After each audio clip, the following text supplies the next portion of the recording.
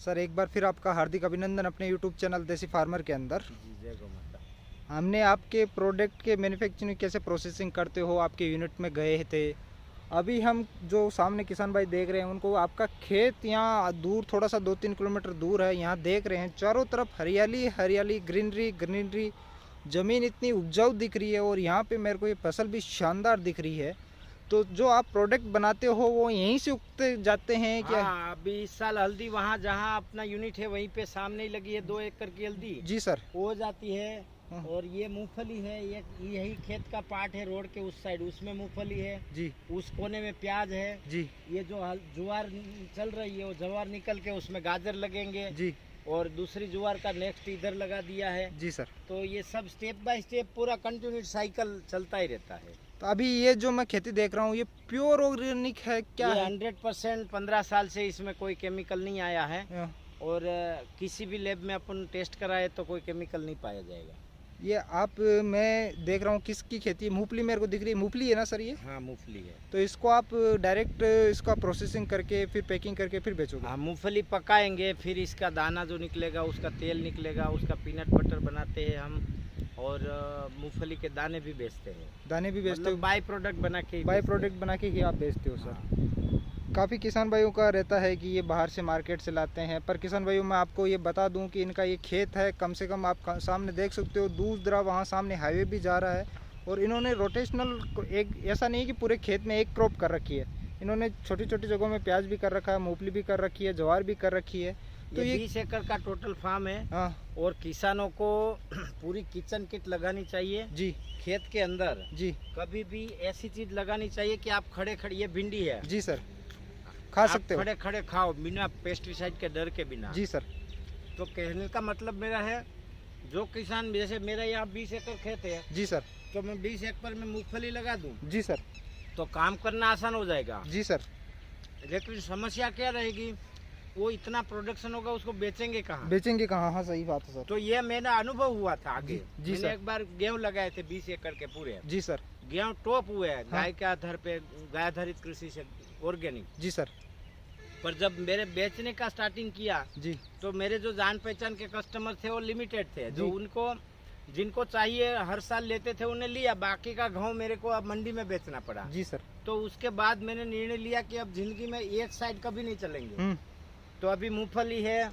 ये दूसरा दिख रहा है एक लाइन दूसरी आपने किसकी ये सब्जी के लिए बीन्स बोलते हैं ना, वो है। बीन्स के लिए आपने कर रखा है। इधर ये किसकी दिख रही है सर?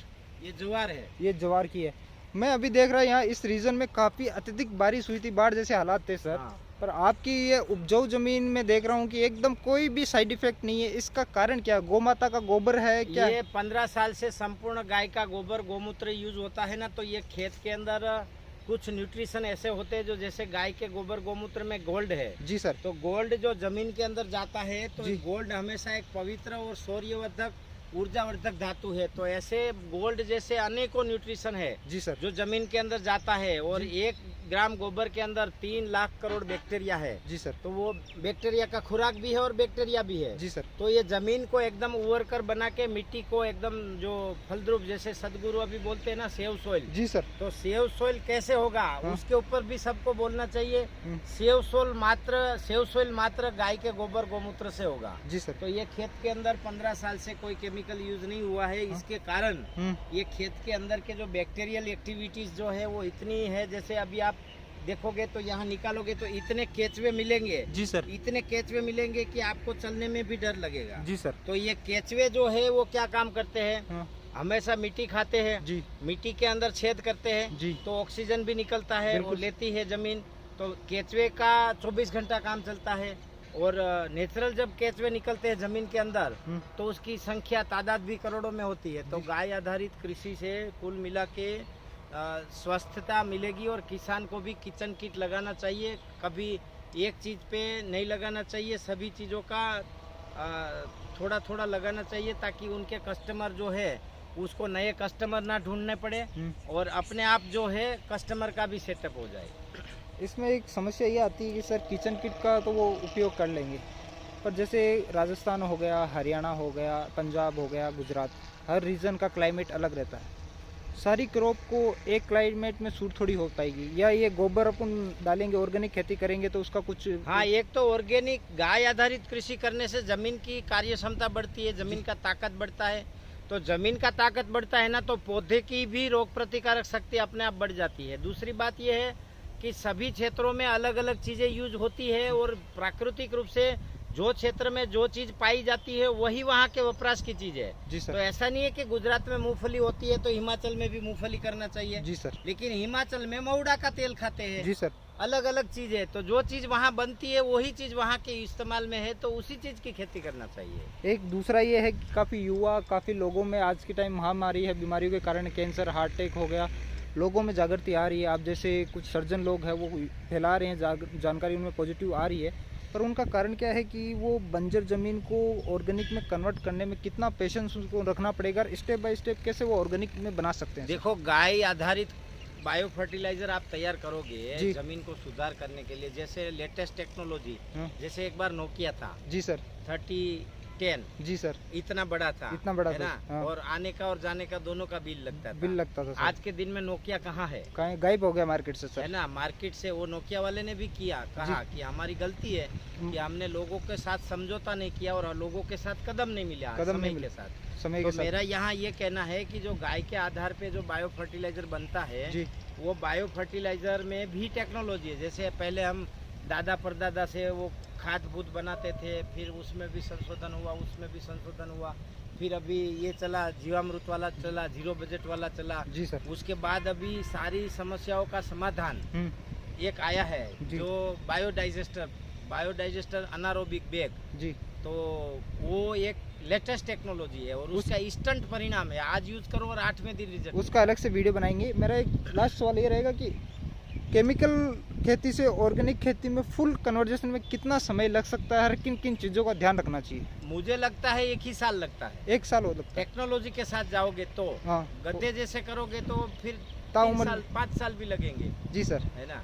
आप जमीन के अंदर जो केमिकल डाला है उसको डिस्फ्यूज कैसे कर सकते हैं, मतलब केमिकल रेशियो डाउन हो और ऑर्गेनिक कार्बन का रेशियो बढ़े सर। उसके लिए आप क्या कर सकते हो, उस पे डिपेंड रहता है। यदि आप 1 साल में ऑर्गेनिक कार्बन 0.6 मतलब 4 तक ले आते हो, 3 तक ले आते हो, तो ये जबरदस्त परिणाम है। अब ऑर्गेनिक कार्बन कैसे खेत के अंदर डेवलप करना वो एक अलग विषय है। जी सर। ये सामने अलग कुछ दिख रहा है मेरे को। ये एलोवेरा है। एलोवेरा। तो यहाँ खेत की दवाई बनाने के लिए लगता है ना, तो हम यहाँ पे लगा देते हैं अपने आप नेचुरल, जब चाहे तब उखाड़ के। सर आप काफ़ी मल्टी टैलेंटेड हो। आपके वहाँ खेत में मैंने देखा चंदन की खेती आप करते हो, जी, एलोवेरा की खेती आप करते हो, अलग अलग खेती आप करते हो, तो आने वाला फ्यूचर में देख रहा हूँ ऑर्गेनिक की तरफ जा रहा है। आपको कैसा दिख रहा है? पूरी दुनिया देखो, दुनिया कितनी भी डिजिटल हो जाए, 2G 4G 5G 10G 11 कुछ भी बन जाए, जी। गेहूं का दाना कभी कंप्यूटर में नहीं बनेगा, नहीं बनेगा सर। फ्रूट कभी कंप्यूटर में नहीं कंप्यूटर बनेगा, में। वेजिटेबल कभी कंप्यूटर में नहीं बनेगा, दूध जो है, दूध घी छाछ दही, जी सर। वो कभी कंप्यूटर में नहीं बनेगा। तो उसके लिए आपको धरातल पे कृषि पे आना ही पड़ेगा।